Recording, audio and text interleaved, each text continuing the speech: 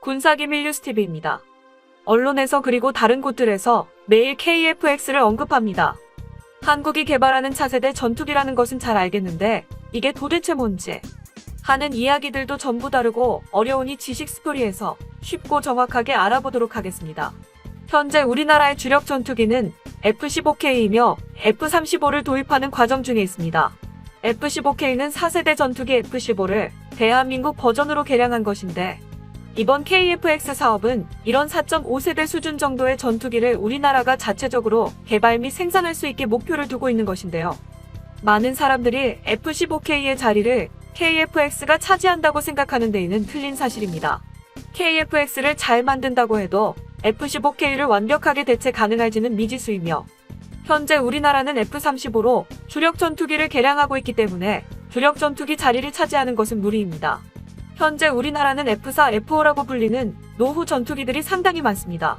60년대에 도입된 전투기이기에 앞으로 다가올 전장에서 사용하기에는 상당히 무리가 있는 녀석들이죠. 그래서 이 기종들을 대체하고자 하는 것입니다. 안녕하세요. 군사기밀 뉴스TV입니다. 알람 설정을 하시면 영상 업로드 시 바로 시청하실 수 있습니다. 시청해주셔서 감사합니다. 즉 KF-X 사업의 개요는 한국의 노후 전투기를 4.5세대 전투기로 자체 생산해서 대체하고 차후 개량 사업을 통해 5세대 전투기 수준으로 끌어올리는 것입니다. F-22, F-35가 5세대 전투기 반열에 속하고 있습니다. KF-X 사업은 다른 말로 보람의 사업으로도 불리는데 이 사업은 2014년부터 200억 원을 투자해 시작했고 2021년까지 약 8조 원을 투자하는 큰 사업입니다. 국방과학연구소와 한국항공우주산업 주식회사의 주도로 225개의 국내 업체와 10여 개의 정부 출연연구소, 그리고 15개의 대학교가 우리나라에서 참여합니다. 이 사업은 우리나라 혼자서 개발하는 것이 아닙니다. 우리나라의 주도하에 인도네시아가 함께 참여하고 있습니다. 록히드 마틴을 비롯한 미국의 부품 공급사들도 주요 부품들 중 일부를 함께 공급할 예정입니다. 개발 일정은 작년인 2019년 시제기 제작에 착수했으며 2021년까지 시제기 생산을 완료하는 것입니다. 그 후 지상시험을 2022년까지 진행하고 2026년까지 비행시험을 진행하는 것입니다. 2025년부터 양산을 시작해 2026년부터 실전 배치에 돌입합니다. 총 180여 대 정도를 생산하여 한국이 120에서 30대 정도, 인도네시아가 50대 정도를 도입할 계획을 가지고 있지만 아직 확정이 난 것은 아무것도 없습니다. 그럼 이 사업의 대략적인 개요와 일정은 알겠는데 우리가 만들고 있는 이 전투기의 스펙은 어떨까요? 사실 가장 중요한 부분입니다. 아직 개발이 완료되지 않았기 때문에 지금부터 설명드릴 스펙은 우리가 목표로 하는 성능 지표이기 때문에 실제 완성된 전투기의 스펙과 다를 수 있습니다. 먼저 생김새는 F-22, F-35와 굉장히 닮았습니다. 대충 넘겨본다면 차이점이 크게 느껴지지 않을 정도입니다. KF-X의 길이와 폭, 높이는 16.9m, 11.2m, 4.7m로 F-35A와 비교하면 거의 유사합니다. 이륙 중량은 26톤으로 F-35A의 32톤보다 작습니다. 최고 속도는 마하 1.8이며 엔진은 F-41 포지 2400K라는 것을 2개 사용합니다. EA-28G 그라울러에 장착되어 있는 엔진과 동일합니다. 또한 2900km까지 비행을 할 수 있기 때문에 작전 반경도 꽤 넓습니다. 군사기밀 뉴스TV입니다. 그리고 최근 우리나라가 도입한 공중급유기와 함께 작전을 수행한다면 반경은 훨씬 더 넓어질 수 있습니다. 그리고 제한된 스텔스 기능도 포함되어 있어 주날개와 꼬리날개 부분의 반사 면적을 줄였습니다. 적의 추적을 보다 힘들게 만들 수 있죠. 하지만 기존의 5세대 전투기들의 스텔스 성능에 비하면 많이 부족한 것이 사실입니다. 레이더는 위상 배열 레이더인 AESA 레이더를 사용합니다. 전투기는 빙글빙글 도는 레이더를 탑재하기 힘들기 때문에 고정형 레이더를 사용합니다. 2사 배열 레이더는 고정된 형태로 전투기 앞에 장착되는데 전방 120도 정도의 범위를 탐지할 수 있습니다. 또한 목표물이 탐지되면 SW적 방법으로 목표물을 향해 레이더를 더 강하게 쏘아 고속 기동하는 물체를 쉽게 추적하는 것입니다. 그래서 이 레이더는 전투기에 있어서 매우 핵심적인 것입니다. 이 레이더를 국방과학연구소와 하나에서 개발하여 KF-X에 도입하겠다는 것입니다. KF-X에 들어가는 위상 배열 레이더는 해상 표적과 지상, 공중 표적을 동시에 탐지 및 탐색이 가능하며 말했듯이 고속 비행체를 지속 추적할 수 있습니다.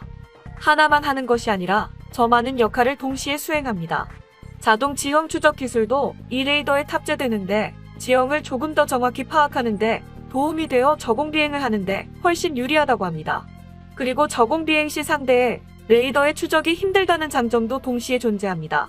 레이더보다 더 중요한 것은 바로 무장이죠. 기본적인 20mm 발칸포를 장착하고 있으며 하드포인트가 날개에 6개, 동체 하단에 4개가 있습니다. 하드포인트는 미사일이나 연료통 등을 장착할 수 있는 것으로 외부에 최대 10개의 미사일을 장착 가능한 것입니다.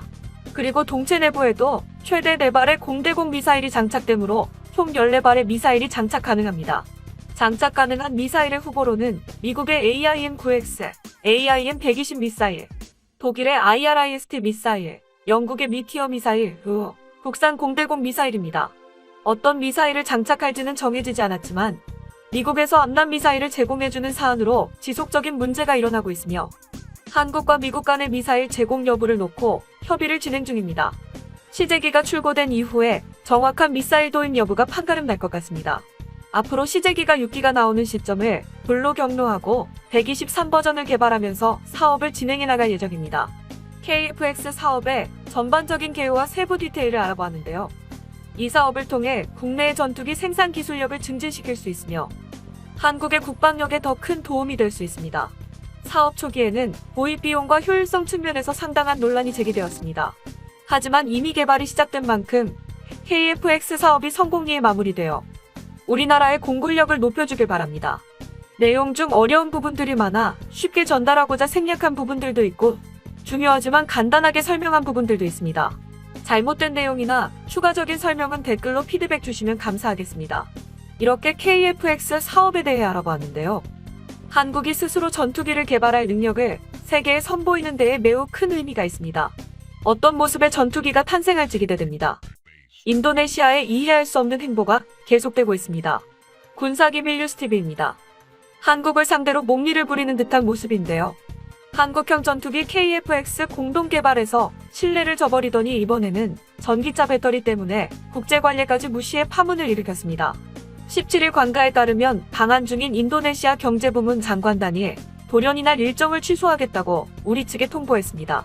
장관단은 국내 기업인들과 간담회를 가진 뒤 비공개로 현대차와 LG에너지솔루션 등을 방문할 예정이었는데요. 장관급 귀빈의 일정이 특별한 이유 없이 일방적으로 취소되는 경우는 거의 없었기에 참으로 이상한 일이 아닐 수 없습니다. 인도네시아 측은 일정 취소 이유를 우리 측에 구체적으로 밝히지 않았지만 비선을 통해 코로나19 방역 관련 절차를 마치지 못한 것에 대한 우려를 전달한 것으로 알려졌습니다. 하지만 인도네시아의 이런 돌출 행동은 배터리 때문이라는 해석이 나오고 있습니다. 인도네시아 장관단의 이번 방안은 18일로 예정된 한국 인도네시아 CEPA 포괄적 경제 동반자협정 정식 서명이 주된 목적입니다.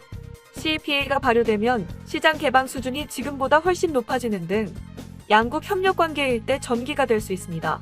이런 가운데 국내 경제계의 시선은 현대차와 LG에너지솔루션의 LG화학 배터리 부문 합작법인 설립을 둘러싼 정황에 더 쏠렸습니다. 이 배터리 합작법인이 인도네시아에 설립될 것으로 꾸준히 언급돼 왔기 때문입니다. 특히 인도네시아 현지에서 많은 보도가 나왔죠. 실제 인도네시아 정부는 양산은 물론 2차 전지 소재 개발에 주력하는 포스코까지 묶어 지난 1년여 동안 합작 프로젝트에 공을 들여왔습니다. 정부 차원에서 협력사 생산 공장을 염두에 둔 부지도 이미 마련했을 정도인데요. 하지만 현대차와 LG에너지솔루션은 여러 차례에 걸쳐 해당 프로젝트가 확정된 것은 아니라고 강조했습니다. 그도 그럴 것이 현대차로서는 배터리 수급이 중요한 상황에서 LG와 합작사를 만든다면 다른 협력업체와의 관계가 어색해질 수 있습니다. LG 입장에서도 지금은 합작사 설립보다는 테슬라 등 해외 파트너와의 협력을 강화하는 데 주력해야 하는 시점입니다. 결국 일각에서 가능성이 제기됐던 양국 배터리 사업 협력과 관련한 초벌적 개모일 양의 각서 체결은 이번 장관단 방한 기간에는 이루어지지 않는 것으로 가닥이 잡혔습니다. 잔뜩 기대를 품었던 인도네시아로서는 실망스러운 결정일 수밖에 없습니다. 그래서 일정 취소도 이 영향을 받은 게 아니냐는 해석이 나온 겁니다. 인도네시아는 니켈의 세계 최대 생산국입니다. 니켈은 배터리의 핵심 원료죠. 인도네시아 정부는 이 지하 자원을 미끼로 테슬라와 중국 CATL의 배터리 공장 유치 작업도 벌이고 있습니다. 아마도 전기차 배터리의 세계적인 허브를 구축하겠다는 이상이 아닐까 합니다. 이런 상황에서 현재 전기차 배터리 시장을 주도하는 한국이 자신들의 기대처럼 움직여주지 않자 돌출 행동으로 압박을 가하려는 것 아니냐는 분석까지 나오고 있습니다. 인도네시아는 KF-X 공동개발과 관련해서도 많은 한국인의 원성을 사고 있는데요. 개발 분담금 지급을 4년째 미루더니 최근에는 KF-X 사업에서 발을 빼고 프랑스 라팔 전투기 구매를 추진하고 있기 때문입니다. 근본 배경에는 조코위 대통령과 프라보어 국방장관의 정치적 알력이 있는 것으로 알려졌습니다. 하지만 이런 비상식적인 행보는 스스로 국제사회의 신뢰를 깎아먹는 일임이 분명한데요. 이번 방한 장관단의 일방적인 일정 취소도 상대는 안중에도 없이 자국의 이해관계에만 논신경을 집중하고 있다는 방증으로 보여 유감스럽기만 합니다. 본 영상은 유튜브 채널 군사기밀 뉴스TV에서 제작하였으며 도움이 되셨다면 좋아요와 구독하기를 눌러주세요. 시청해주셔서 감사합니다. 알람 설정을 하시면 영상 업로드 시 바로 시청하실 수 있습니다.